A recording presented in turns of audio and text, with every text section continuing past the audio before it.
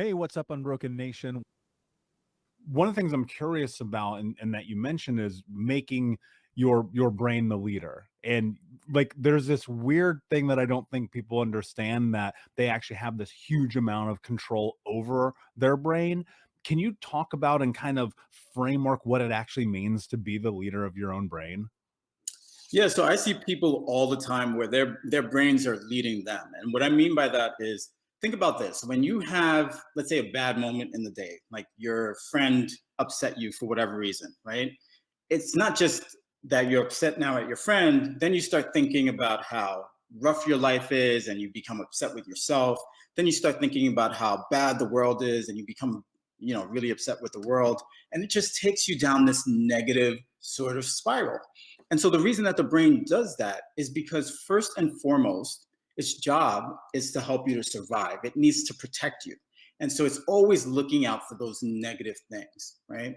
Which is not always in our best interest. And so being the leader that our brain needs means that essentially using our experiences to influence the way that we think and the way that we act. And so everything that we do every single day influences our brain's evolution. Our thoughts influence our brain's evolutions, the actions we take do so, the people that we surround ourselves with, the experiences that we have. And it's really about teaching people to make really conscious decisions daily so that their brains don't go down this negative route and instead focuses on the positive. Because when we focus on the positive, that also has this tremendous healing impact, not just on our brains, but also on our bodies and as well as on our lives. What causes that? Because you hear this all the time where people talk about having control over your thoughts, being positive, thinking like this, but why does that actually work? Like, what is happening in that moment and those processes that lead to this place where it actually has impact? Yeah, so when you think about what's going on in your brain, so when you're having a lot of negative thoughts, right? So your brain sort of goes into, you really turn on sort of your sympathetic nervous system. Your brain goes into fight, flight, or freeze mode, right? So you're operating from a place of really chronic stress and trauma. And so you get chemicals like cortisol, which are being secreted, and over a long period of time have a really negative impact, not just on your brain, but also on your body, right? So a lot of people who are chronically stressed will come to me and say, look, I can't make new memories. I'm having memory problems. And that's because something like cortisol actually causes the neurons, the cells in the part of the brain responsible for making new memories, it causes those cells to die off, right? So that's a really negative consequence of having negative thoughts. Now, when you have positive thoughts, right, that causes the release of endorphins, a lot of the feel-good sort of hormones. And so you start really thinking about your life in a completely different way. You start searching for the positive in things. And those feel-good hormones, they don't just allow you to feel good, but they help reduce your blood pressure. They help reduce the levels of chronic stress. That way you're not having that negative impact on your brain and body. And it really promotes healing physically, emotionally, mentally, as well as neurologically.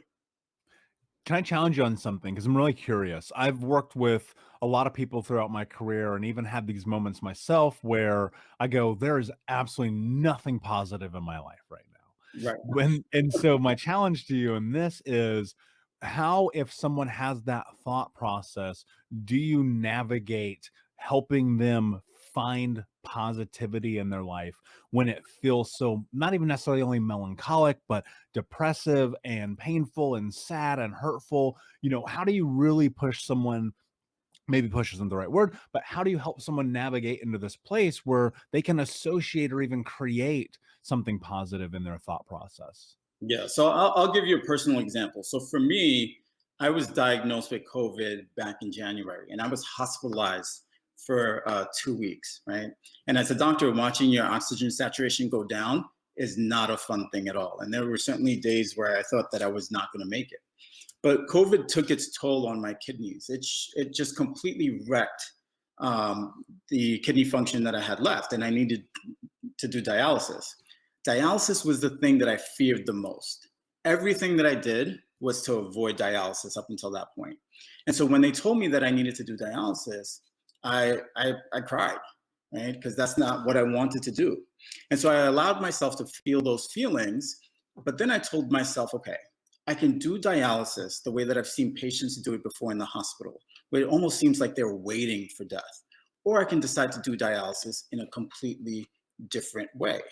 And so I went from feeling really depressed about my life, like this sucks, this is not what I wanted, I'm tired of having to face my mortality, to be like, I've got to overcome this challenge. I've got to think about it very differently.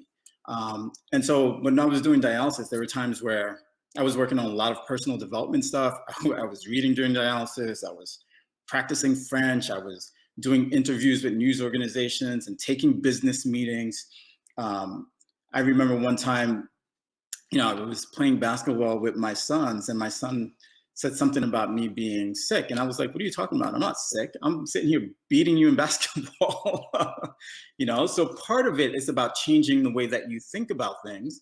But to help you change the way that you think, you also have to take completely different actions. You need new experiences, right? And I see people who every day do the same exact thing and somehow expect that their lives are going to change. They think the same thoughts, they have the same routines, and think that their lives are going to change. So sometimes you have to do things differently. And you also have to be very mindful of who you're surrounding yourself with. So I didn't surround myself with, I didn't hang out with other kidney disease patients, right? Because a lot of times when you're hanging out with other patients, everybody's sort of down and they just talk about all the negatives, and that's where their focus is on. I hung around with people who saw that I was going through a difficult time in my life and acknowledged that and appreciated it, but also who saw the greatness and the opportunity that I had, the opportunity to connect with other people, right? To help people who are in similar situations, and maybe who don't have the same kind of resources that I have. And then when I say resources, it's the mental and neurological resources that I have. So I think it's really about changing the way that you think about things, having completely new experiences, taking different actions, and making sure that you surround yourself with people that are going to help you through these tough moments.